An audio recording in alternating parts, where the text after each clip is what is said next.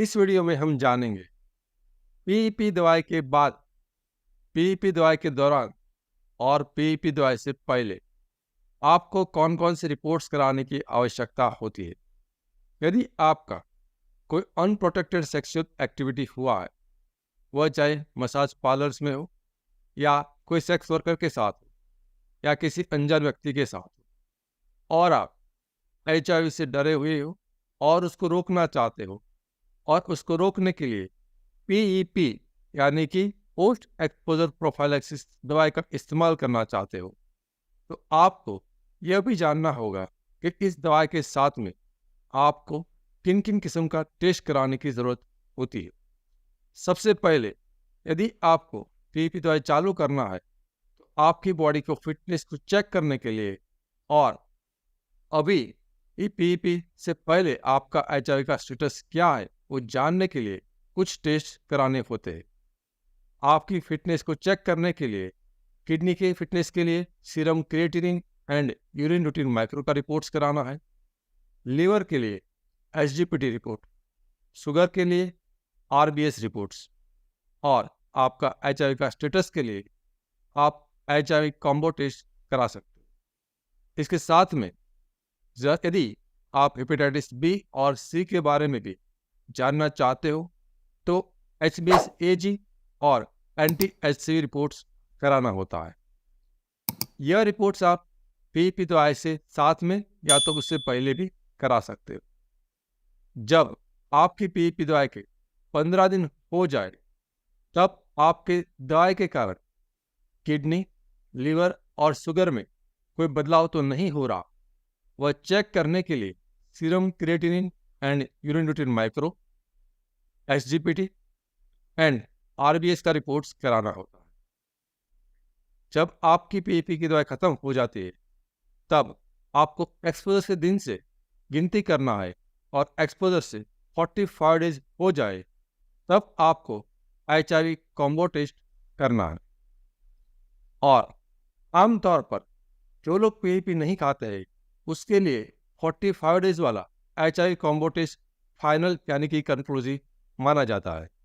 लेकिन जो लोग पीईपी खाते हैं उसके लिए गाइडलाइन में एक बार और रिपोर्ट्स कराने के लिए बोला गया है। तो जब आपका एक्सपोजर से 90 दिन हो जाए तब आपको एचआईवी कॉम्बो टेस्ट कराना है। ये 90 दिन वाला कॉम्बो टेस्ट आपका फाइनल होगा, कंक्लूसिव होगा। उसके बाद आपको और कोई टेस्ट कराने की आवश्यकता नहीं है। और एचआईवी के साथ में आप चाहो तो HbsAg हेपेटाइटिस बी के लिए, एंटी-HCV हेपेटाइटिस सी के लिए और वीडीआरएल टेस्ट सिफिलिस के लिए भी करा सकते हो। इसके अलावा आपको और कोई टेस्ट कराने की आवश्यकता नहीं है और यही टेस्ट फाइनल माना जाएगा, कंक्लूसिव माना जाएगा। एक चेतावनी, एक्सपोजर से 3 दिन के भीतर पीईपी यानी कि पोस्ट एक्सपोजर प्रोफाइलैक्सिस मेडिसिन का इस्तेमाल से एचआईवी होने से हम उसको रोक सकते हैं। लेकिन एक्सपोजर से 3 दिन के बाद किसी भी किस्म की दवाई, आयुर्वेदिक हो, एलोपैथी हो, एआरटी मेडिसिन हो, होम्योपैथिक मेडिसिन हो, जीन थेरापी हो या अन्य किसी किस्म की मेडिसिन या हर्बल दवाई हो, उससे एचआईवी को नहीं रोका जा सकता। और HIV window period treatment, HIV window period medicine और विंडो पीरियड ट्रीटमेंट ऐसा कोई शब्द दुनिया की किसी भी किस्म की किताब में नहीं है, किसी किस्म की गाइडलाइन में भी नहीं है।